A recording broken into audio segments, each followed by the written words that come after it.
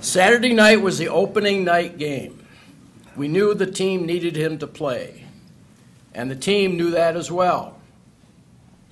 Since we were not in agreement, the lawyers for the team asked us to fly to the city involved and enter into face-to-face negotiations.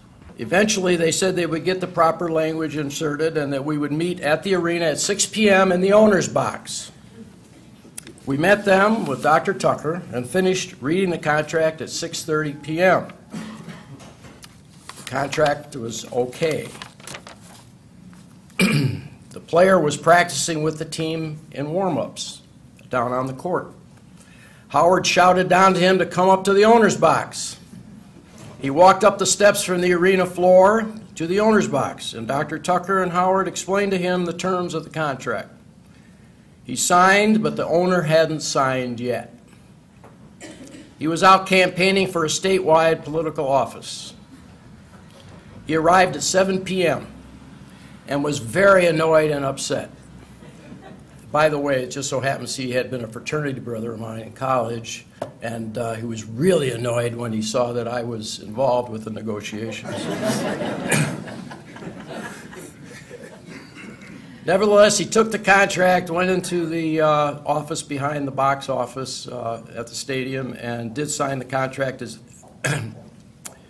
the game started. After it was signed, the player was escorted back down to the bench. The player was finally announced to the crowd. He entered the game 10 minutes after the game started, and the crowd went wild. I tell that story as an example of the role of a lawyer in sports law. At all times, the lawyer is to represent the best interests of the player and work with the agent on the agreement. The lawyer is to know the collective bargaining process and is to understand how to integrate it into negotiations. It is important to know what is not covered by the collective bargaining agreement and what can be inserted in the best interest of the player. The owners are giants of the free enterprise system. They understand the rules of free enterprise.